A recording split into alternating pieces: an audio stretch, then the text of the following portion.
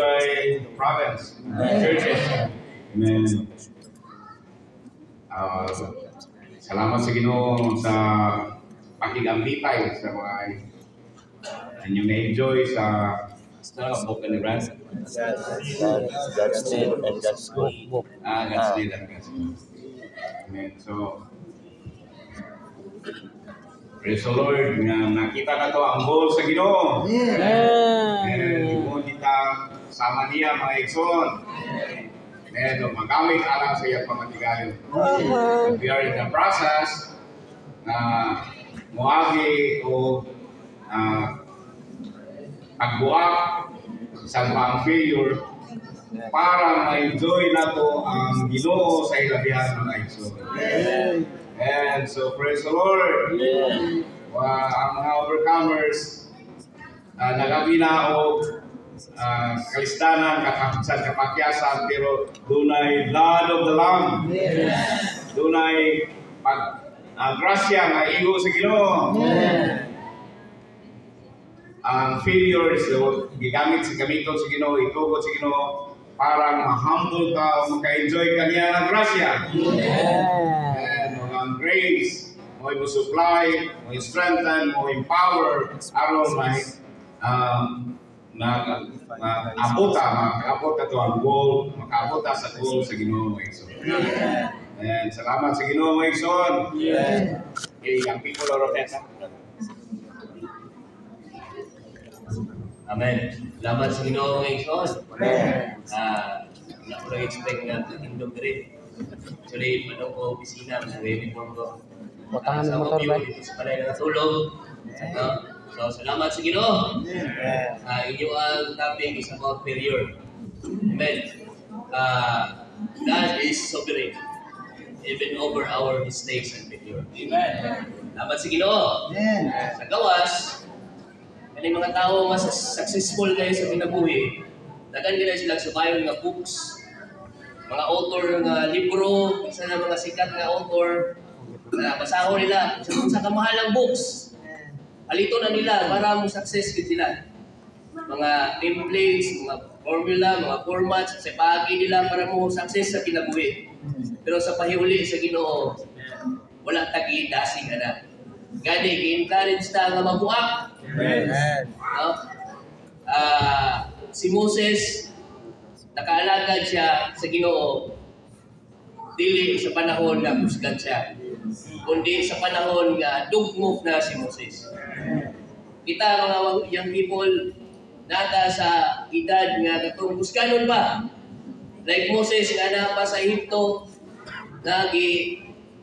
itudluan ta kay eskwela ko man ta. Itudluan ta sa mga butang dili sa kalibutan. No? Pero paabot sa panahon nga dugmoko na ta, gamito na ta sa Ginoo kanang mga butanga, usahay din nato magamit. Di na mapuslan. No?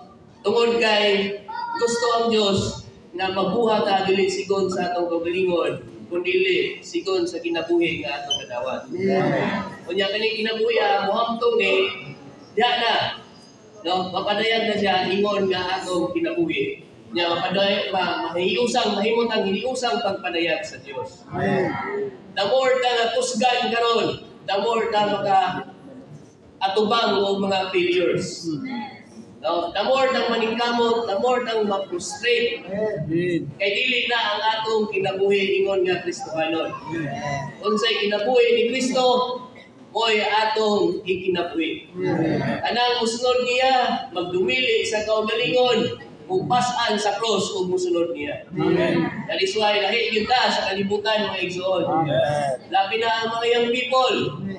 Daghan pa kayo mga tubangon na failures. Isa na ko, di mo ang tiguang. Daghan pa kayong failures mga igsoon. Pero kanang failures, makatabang na nato.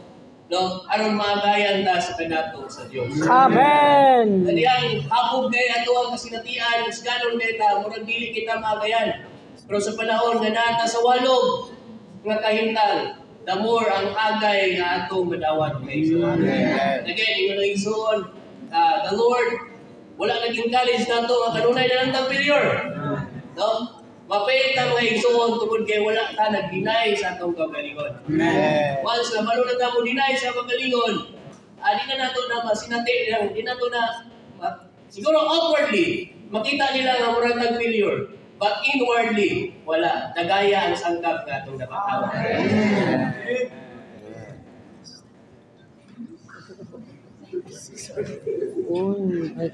Conclusion si brother. Praise the Lord! Na-enjoy na ko ba niya, na-remember ko na ko na pasahod nga word nga may Brother Lee nga broken the release of the Spirit. Yalaw dahil si Ginoo nga natay mga failures aron di ay mabroken ta. Aron mabroken, isa diyan mabroken na ta, ma-release na dahil atong espiritu. Ang atong espiritu na-concern tungkol siya sa tuwang soul. Unang sometimes makakumitag failures in order na ma-release ang atong espiritu. Dahil ko ng Ginoo maigsoon.